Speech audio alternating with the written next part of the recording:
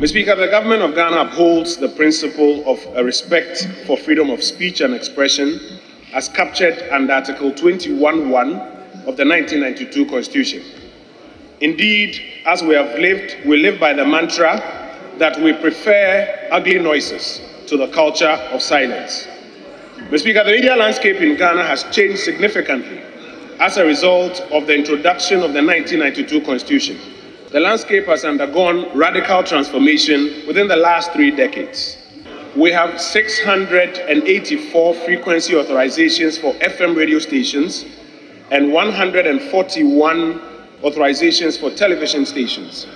Out of the total number of authorized FM broadcasting stations, 489 stations are currently operational as of the fourth quarter of 2021. We are unable to count the number of YouTube channels and other social media applications that offer media content daily. These developments have introduced a refreshing pluralism onto our media landscape and opened up access to new and diverse voices that have promoted democracy and participation in governance and development. Despite these developments, Mr. Speaker, the media landscape is faced with several challenges, including the increasing reports of unethical and indecent content on our airwaves.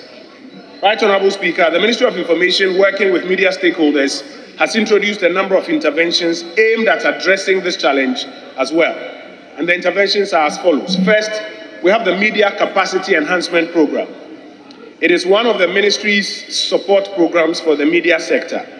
The program is key in helping to address the capacity challenges faced by the media as it seeks to play its role effectively as the fourth estate of the realm.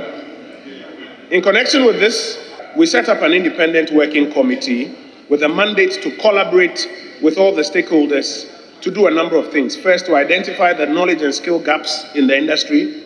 Secondly, to organize the necessary training to bridge those gaps. The working committee developed its own curriculum and put together various training programs that are aimed at helping to bridge the skills gap identified in the media landscape. The committee comprises membership of the following: the National Media Commission, the Ghana Journalists Association, the Ghana Independent Broadcasters Association, the Ghana Institute of Journalism, the Institute of Public Relations, the Private Newspaper Publishers Association, the University of Ghana School of Information and Communication Studies. The task of government through the Ministry of Information has simply been to arrange funding to support this program. So far, training for the first cohort of 58 participants has been held in Kumasi in the Ashanti region, with an official opening ceremony hosted at the Menchia Palace on the 10th of January 2022. By the end of this year, Mr. Speaker, we expect to have provided funding to support the independent group, train at least 250 journalists, and we believe this will contribute to resolving the challenge that my colleague raises. Further, Mr. Speaker, the following outcomes are expected: to provide continuous on-the-job training for practicing journalists, to provide a regular platform to support media introspection, to encourage ethical journalism, and to support media practitioners to undertake specialized training in chosen fields. The interest that was generated by participants during this training gives us confidence that it is a worthy program. Mr. Speaker, on the 16th of April 2021, the Ministry of Information further engaged stakeholder institutions in a consultative meeting on issues relevant to broadcasting in Ghana, specifically on ethical and unethical broadcast content. The stakeholders themselves agreed that to address this scenario, they need to set up a joint working group under the auspices of the National Media Commission to examine and to determine what constitutes ethical and unethical content, and to invoke the powers of the National Media Commission to take punitive action against offending broadcasters. The stakeholders agreed that to achieve the objective, they would like to sign a memorandum of cooperation to formalize arrangements among them. Key to the arrangements is the setting up of a committee under Section 10 of the National Media Commission Act, Act 449 of 1993. Mr. Speaker, consequently, on the 15th of June 2021, stakeholders, including the following, signed up onto the Memorandum of Cooperation to address unethical broadcast content.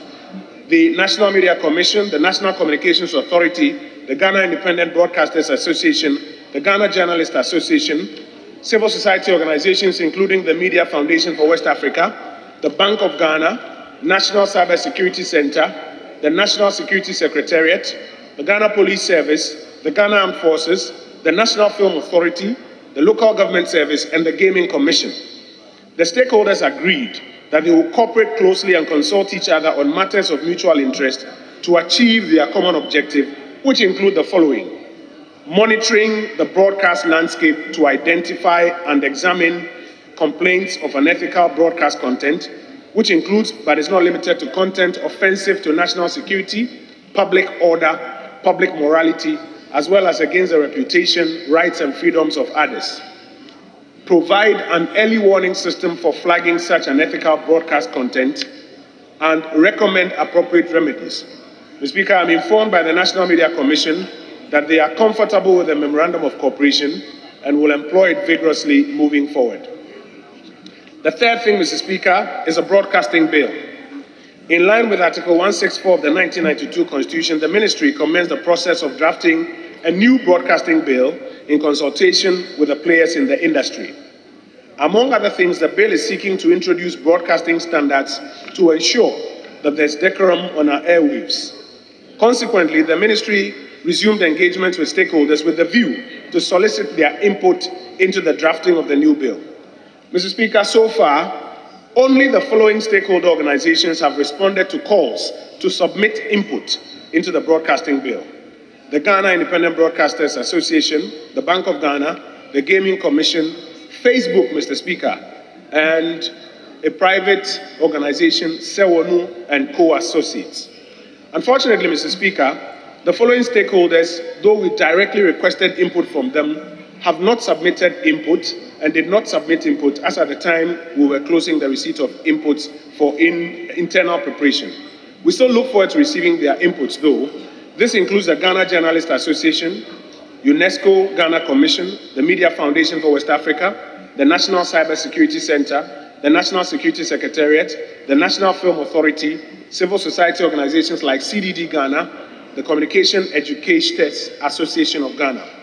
Nonetheless, Mr. Speaker, we have analyzed the input we've received so far, and we have commenced to work with the Attorney General to assist in drafting the new bill.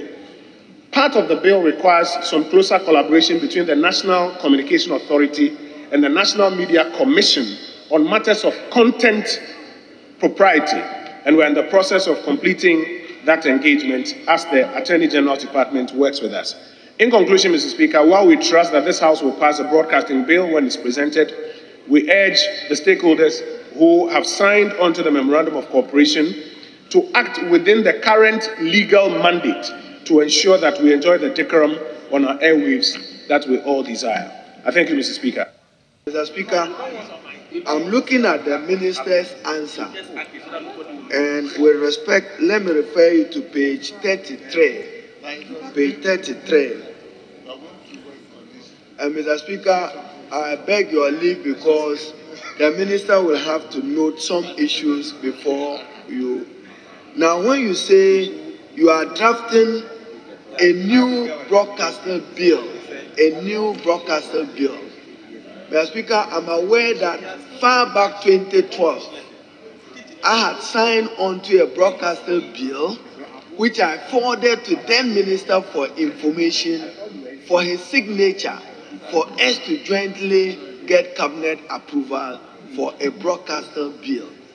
Now, I also note further in page 33, this 2012, and Ministry of Information is Ministry of Information, 2012, I signed as then Minister for Communication on a drafting on a broadcaster bill which thoroughly was discussed with the guidance of Professor Karkari and Co. So when you say new, then Mr. Speaker, my concern to the question, when you list your stakeholders, Ghana Independent Broadcaster Association, Bank of Ghana, Gaming Commission, conspicuously lost is the National Media Commission and the National Communications Authority. Yet they remain the source of the conflict and the source of the delay, Mr. Speaker.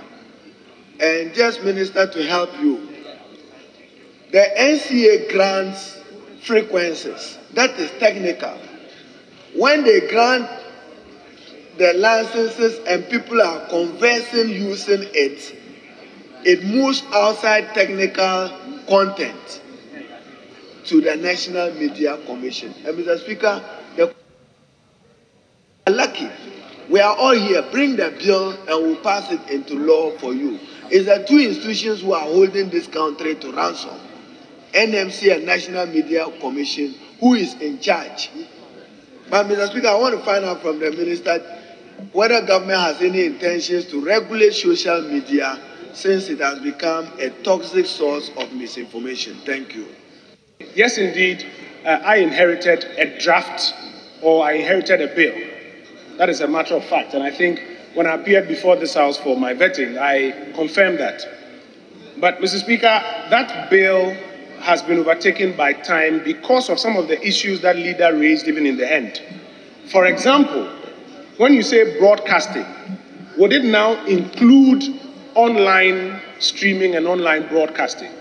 And will the same rules that you seek to enforce on a free-to-air or a digital television station apply to somebody who broadcasts on YouTube or Facebook? Will the same sanctions apply? Mr. Speaker, there's, for example, another issue that we've been contending with. When you put in place sanctions against broadcasters who allow third-party contributors, like serial callers, to get onto their platforms, or let's say like callers, to get onto their platforms and make comments which ordinarily will fly in the face of ethical or allowable journalism, would you require of social media platform operators the same responsibility to moderate that content, or would you enforce the same sanctions on them? So, Mr. Speaker, there have been a number of new issues that have emerged since 2012, as my colleague, the minority leader, raises. It is for this reason that we've gone back to the drawing board, because media regulation is very tricky. If you don't take care, you would overstep the bounds of free expression. So it's for this reason that we've gone back to the drawing board to engage all the stakeholders to weigh in on what we called emerging issues. Indeed, when we sent the memo to them outlining all of these issues, we described them as emerging issues and asked them to give us their views on these emerging issues. And our expectation is that we'll be able to bring to this House, and that is where I use the word, a new bill, which not only deals with the issues that were raised in the previous bill, but responds to these new emerging issues, some of which I have outlined here. Mr. Speaker, secondly, I want to speak to the issue that leader raised, that he was of the view that the National Communication Authority and the National Media Commission were missing in the list of stakeholders. I want to draw leaders' attention. I mentioned that a number of stakeholders had responded and some had not. Those who had responded included the Ghana Independent Broadcasters Association, the Bank of Ghana, Gaming Commission, Facebook, and so on and associates. Those who have not responded, regrettably, Mr. Speaker, includes some of the ones that he referred to.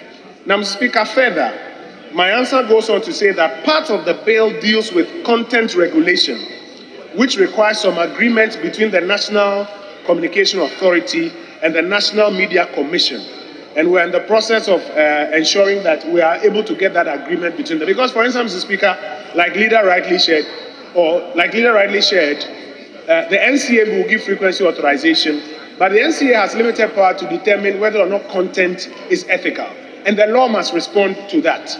And these are some of the parts that we are trying to fine-tune before we come to this House. Thank you, Mr. Speaker.